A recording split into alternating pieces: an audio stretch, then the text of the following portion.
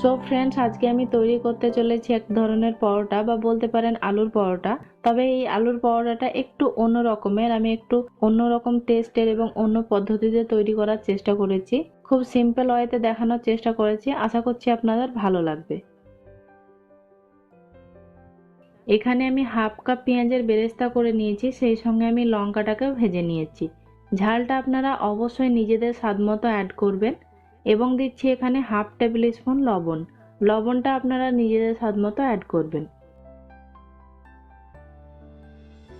এবার আমি এর মধ্যে অ্যাড করে দিচ্ছি আলু। আমি আগে থেকে আলুটাকে সেদ্ধ করে রেখেছি এবং আলুটাকে ভালোভাবে ম্যাশ করে রেখেছি। এখানে আমি ঠেসে ঠেসে 1 কাপ আলু সেদ্ধ নিয়েছি।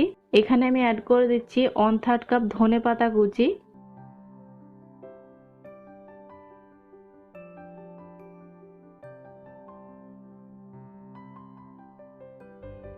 সেই সঙ্গে দিচ্ছি 2 টেবিল চামচ বেরেস্তা করা তেল।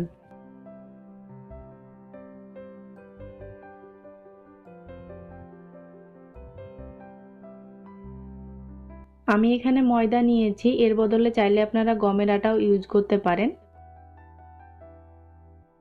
এবং দিচ্ছি আমি এখানে হাফ টেবিল স্পুন চিনি। এবার আমি এর মধ্যে দিয়ে দিচ্ছি একটা ডিম এবং এটাকে খুব ভালোভাবে মেখে নেব।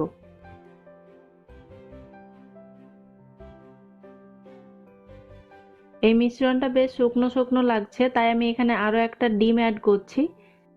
কেউ যদি আপনারা ডিম পছন্দ না করেন সেক্ষেত্রে ডিমটাকে স্কিপ করতে পারেন, তবে এর বদলে প্রয়োজন মতো জল অ্যাড করে ময়দাটাকে মেখে নেবেন।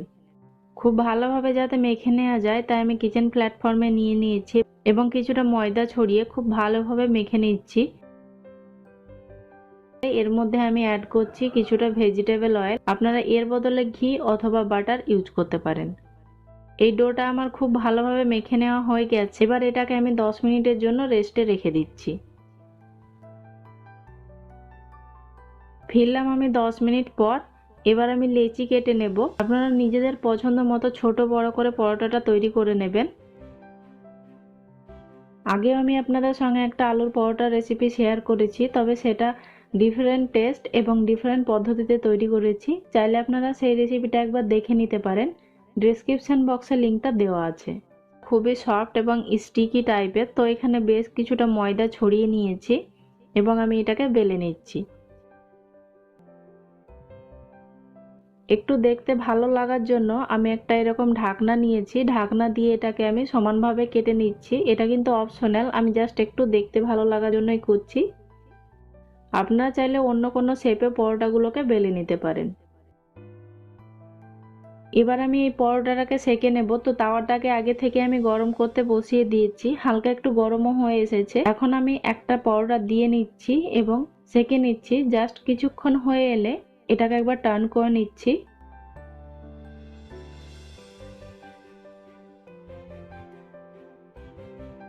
দেখুন এই পরোটাটা কিন্তু আমার সেঁকে নেওয়া হয়ে গেছে। এর থেকে কিন্তু বেশি আমি সেঁকবো না, কারণ এই পরোটাটাকে আমি স্টোর করব। তো আপনারা এইভাবে স্টোর করার জন্য পরোটাগুলোকে সেঁকে রাখতে পারেন। এবার আমি একটা পরোটা ভেজে দেখাই। প্রথমে আমি আবারও পরোটাটাকে সেঁকে নিচ্ছি। এপিট ওপিট আমার সেঁকে নেওয়া হয়ে গেছে। এবার আমি এর মধ্যে অ্যাড করছি ঘি। আপনারা এর জায়গাতে রিফাইন্ড অয়েল দিয়েও পরোটাটাকে ভেজে নিতে পারেন। একটু উল্টে পাল্টে নিজেদের পছন্দ মতো কালার করে পরোটাটাকে ভেজে নেবেন। সো আমার পরোটাটা ভেজে নেওয়া হয়ে গেছে। আমি ঠিক এইরকম ভাবে ভেজে নিয়েছি। তো বাকি পরোটাও আমি সেম ভাবে ভেজে নেব। এই পরোটাগুলোকে আমি সেঁকে রেখেছি, কারণ এই পরোটাগুলোকে আমি স্টোর করব। পরোটাগুলো ঠান্ডা হয়ে গেলে যে কোনো একটা এয়ারটাইট বক্সে ভরে আপনারা ফ্রিজের নর্মাল চেম্বারে রেখে 5-7 দিন অবধি আপনারা এটাকে স্টোর করে রাখতে পারবেন। পরোটাটাকে ভেজে নেওয়া 10 মিনিট আগে অবশ্যই ফ্রিজ থেকে বের করে রাখবেন, তারপরে পরোটাগুলোকে ভেজে নেবেন। ব্যাস তৈরি হয়ে গেল আমার পরোটা। উপর থেকে জাস্ট হালকা একটু বাটার লাগিয়ে দিন, দেখবেন টেস্টটা অনেক গুণ বেড়ে যাবে। আপনারা এটাকে এমনিও খেতে পারেন অথবা এর সঙ্গে আপনারা ঘুগনিও রাখতে পারেন, খেতে খুবই ভালো লাগে।